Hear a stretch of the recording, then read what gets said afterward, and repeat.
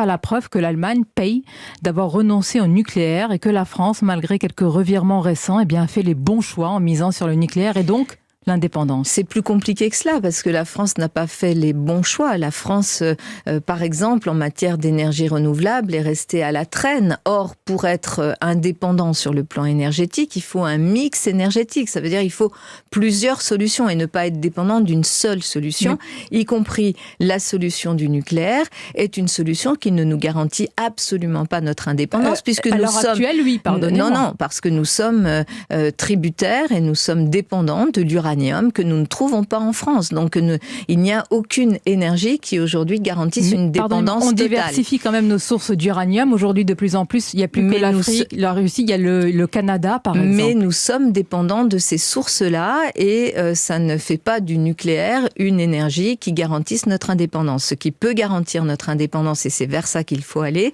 c'est plusieurs sources d'énergie. Le président Macron a fait le choix de tourner le dos aux énergies renouvelables. On est les derniers de la classe en Europe. Nous sommes à 19% d'énergie renouvelable dans notre mix énergétique. Ça n'est pas acceptable.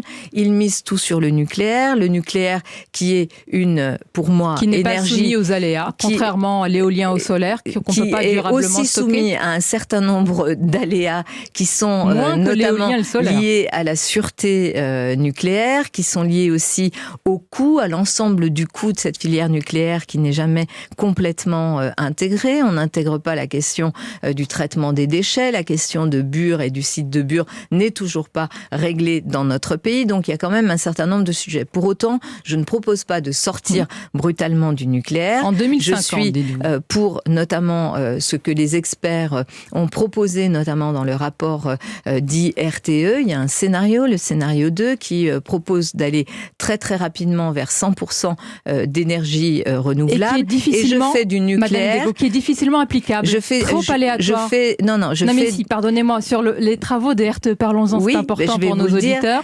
C'est le plus cher des scénarios, 60 à 80 milliards d'euros par an. Parce qu'on n'intègre pas tous les coûts concernant le nucléaire. Et surtout, il y a 4 conditions à remplir qui sont quasiment impossibles et inapplicables. Je vais aller au fond de ma pensée. Ce scénario qui dit 100% d'énergie renouvelable, je le prends. Est-ce que c'est 2050 ou 2060 la sortie complète du nucléaire? Il faudra être pragmatique. Le choix que je fais, c'est de dire il faut que on s'engage dans le grand carénage, c'est-à-dire que l'on prolonge un certain nombre de centrales nucléaires pour pouvoir faire justement ce passage vers les énergies renouvelables. Dans le nucléaire, il faut intégrer tous les coûts, ce qui n'est pas le cas aujourd'hui. Et par ailleurs, je vous dis quelque chose.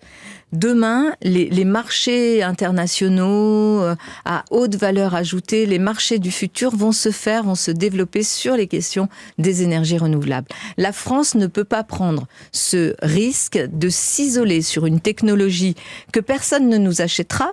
Les Américains ont leur technologie nucléaire, les Chinois ont piqué la nôtre, et l'Afrique, c'est pas là qu'on va développer le nucléaire. Donc nous serons enfermés dans une technologie, nous aurons empêché notre recherche, nos industries d'aller là où il faut aller pour les marchés d'aujourd'hui et de demain, c'est-à-dire sur le renouvelable, et en plus nous n'aurons pas résolu les problèmes liés à la sûreté nucléaire. Donc c'est une énergie de transition.